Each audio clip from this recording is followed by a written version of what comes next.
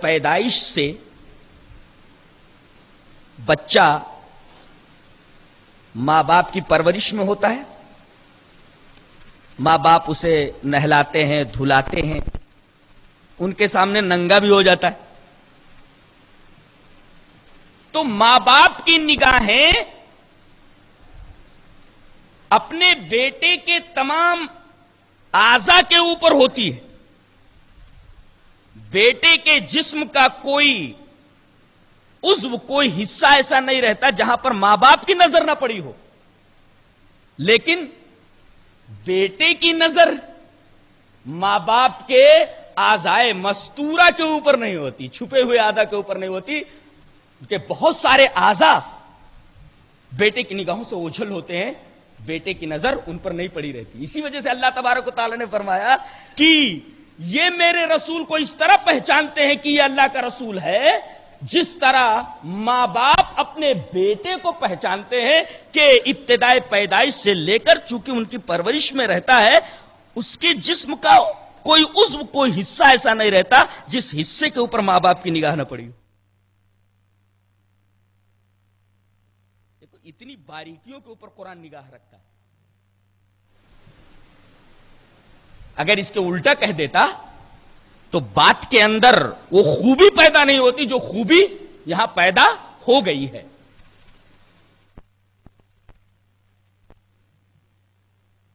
اس کے بعد اللہ تبارک و تعالی نے فرمایا کہ فَاذْكُرُونِ أَذْكُرْكُمْ، تم مجھے یاد کرو میں تمہیں یاد کروں گا. ایک حدیث میں ہے کہ تم مجھے اگر دنیا کی محفل میں یاد کرو گے تو میں تمہیں اس سے اچھی محفل میں یاد کروں گا، یعنی فرشتوں کی محفل میں تمہیں یاد کروں گا. یہاں یہ جان لینا ضروری ہے کہ یاد کرنے کا تعلق کس چیز سے ہے؟ یاد کرنے کا تعلق دل سے ہے. یہ تو مسلم ہے. یاد کرنے کا تعلق دل سے ہے. اصل ذکر قلبی ہے. زبان کے ذکر کو، ذکر لسانی کو ذکر اس وجہ سے کہہ دیا جاتا ہے کہ زبان ترجمان قلب ہے، دل کی ترجمان ہے. لیکن حقیقی ذکر جو ہوتا ہے وہ دل کا ذکر ہوتا ہے. اگر آدمی زبان سے ذکر کر رہا ہو لیکن دل اس کا ساتھ نہ دے تو اسے ذکر نہیں کہتے.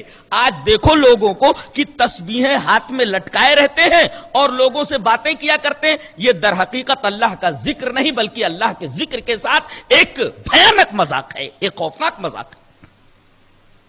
اس پر بجائے ثواب کے وہ عذاب کے مستحق ہوتے ہیں، اس لیے کہ اصل ذکر کیا ہے؟ دل کا ذکر. اگر دل اللہ کی طرف متوجہ نہیں ہے تو وہ ذکر ہی نہیں ہے. صرف زبان سے اللہ اللہ کہنا، زبان سے ذکر کرنا یہ کافی نہیں ہے. ذکر لسانی اسی وقت معتبر ہے جب زبان کا ساتھ دل دے رہا ہو. اگر زبان کا ساتھ دل نہ دے رہا ہو تو وہ ذکر ہی حقیقت میں نہیں. ہم لوگ وہی ذکر کرتے ہیں، تسبیح گھماتے رہتے ہیں اور لوگوں سے باتیں کیا کرتے ہیں. یہ اللہ کو یاد کرنے کا طریقہ نہیں ہے، یہ اللہ کے ذکر کا صحیح طریقہ نہیں ہے. آپ زبان سے ذکر کر رہے ہوں اور دل آپ کی زبان کا ساتھ دے رہا ہو تو یہ حقیقی ذکر ہے.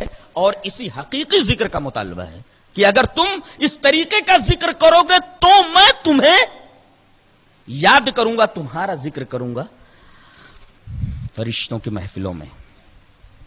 اس کے بعد کہا گیا انسان پیدا ہوا ہی ہے مصیبتوں میں. جب پیدا ہوتا ہے تو زور سے چلاتا ہے، وہ زندگی بھر چلاتا ہی رہتا ہے. چلانے کا یہ سلسلہ، دکھوں کا یہ سلسلہ، مصیبتوں کا یہ سلسلہ، آفات کا سلسلہ، چاہے وہ آفات عرضی ہو چاہے آفات سماوی ہو، بلیات کا سلسلہ، مصیبتوں کا، پریشانیوں کا سلسلہ برابر جاری رہتا ہے، سلسلہ چلتا رہتا ہے. مرنے تک آدمی کو مصیبتوں سے چھٹکارا نہیں ملتا ہے. اللہ تبارک و تعالی نے ایک نسخہ بتایا ہے، نسخہ کیمیا کہہ لیجئے. نسخہ اکسیر کہہ لیجئے. کیا ہے وہ نسخہ؟ یا ایھا الذین آمنوا استعینوا، اے ایمان والو مدد طلب کرو. جب بھی کوئی آفت آئے، جب بھی کوئی مصیبت آئے، جب بھی کوئی مشکل پیش آئے تو مدد مانگو. کس چیز میں مدد مانگو اس کا ذکر نہیں کیا گیا، عام رکھا گیا اس کو، مفعول کو عام چھوڑ دیا گیا. یعنی زندگی میں کوئی بھی مشکل پیش آئے، زندگی کے کسی موڑ کے اوپر تم کسی حادثے کا، کسی پریشانی کا شکار ہو جاؤ، تمام پریشانیوں میں تم مدد مانگو اللہ سے. کس کے ذریعے؟ ایک نسخہ ہے دو چیزوں سے مرکب ہے. ایک دوا ہے جو دو چیزوں سے مل کر بنی ہے، ایک صبر اور دوسرے نماز. جب بھی کوئی مصیبت آئے تو ایک تو صبر کا دامن ہاتھ سے مت چھوڑو اور دوسرے نماز کا دامن. اور اگر صبر کا مطلب یہاں روزہ مان لیا جائے تو بھی کوئی حرج نہیں. صبر کا مطلب اگر روزہ مان لیا جائے تب بھی کوئی حرج نہیں. یعنی اگر مصیبت آئے تو آدمی روزہ رکھے اور نماز پڑھے.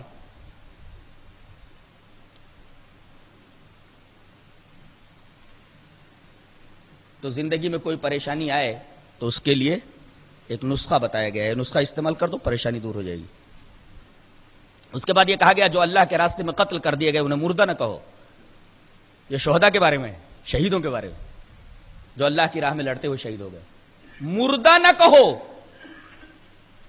اس آیت کریمہ کا نہ جانے کیا کیا مطلب لے لیا گیا ہے. حالانکہ سیدھا سادہ مطلب یہ تھا کہ بھئی ایک آدمی ہے جو کھاٹ کے اوپر مر جاتا ہے، اور ایک ہے جو میدان کارزار میں اللہ کے لیے لڑتے ہوئے مر جاتا ہے. دونوں موتوں میں زمین اور آسمان کا فرق ہے. تو جو لوگ اللہ کے راستے میں لڑتے ہوئے مارے گئے، قتل کر دیے گئے، انہیں یہ نہ کہو کہ وہ مر گیا. ایسا نہ بولو کہ وہ مر گیا، بلکہ یہ سمجھو کہ اس نے ایسی موت پائی ہے جس پر ہزاروں زندگیاں قربان کی جا سکتی. یہ مطلب ہے. اور یہ ایسی موت ہوتی ہے کہ اس کے لیے برزخ نہیں ہے. عام آدمی جب مرتا ہے تو سور پھونکے جانے تک وہ برزخ میں رہتا ہے، اور شہید جب مرتا ہے، آدمی جب شہید ہوتا ہے تو ڈائریکٹ اسے جنت میں داخل کر دیا جاتا ہے، لیکن اسی جسم کے ساتھ نہیں، بلکہ ہرے پرندوں کے پوٹوں میں ان کی روحیں ڈال دی جاتی ہیں. وہ دن بھر جنت کے باغوں میں، جنت کے درختوں پر چہچہاتے رہتے، گھومتے رہتے ہیں، اور جب شام ہو جاتی ہے، رات ہوتی ہے، تو وہ عرش کے نیچے لٹکتی ہوئی قندیلوں میں بسیرا کرتے ہیں. اس کا مطلب جنت میں بھی شام ہوگی، جنت میں بھی صبح ہوگی. نہ جانے کیسی صبح، نہ جانے کیسی شام. اللہ، نہ جانے بجلی کا کیا انتظام ہے، نہ جانے پاور کا کیا انتظام. میں نے کہیں پڑھا تھا کہ پاور کا ڈائریکٹ نظام عرش اعظم سے ہے. عرش سے روشن اور کون سی چیز ہو سکتی ہے؟ وہاں سپلائی کبھی بند نہیں ہوگی. سوال ہی نہیں ہے. جب عرش سے اس کی سپلائی ہے تو بتی جانے کا کوئی سوال ہی پیدا نہیں ہوتا. تو یہ ہے شہداء کا مرتبہ اور ان کا مقام. اسی وجہ سے کہا گیا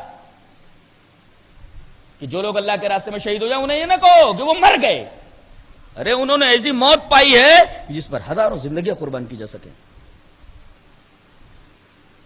اس کے بعد ایک بڑی پیاری بات کہی گئی کہ انسان کے اوپر جو مصیبتیں آتی ہیں ضروری نہیں کہ وہ انسان کے بد عملوں کا نتیجہ ہو.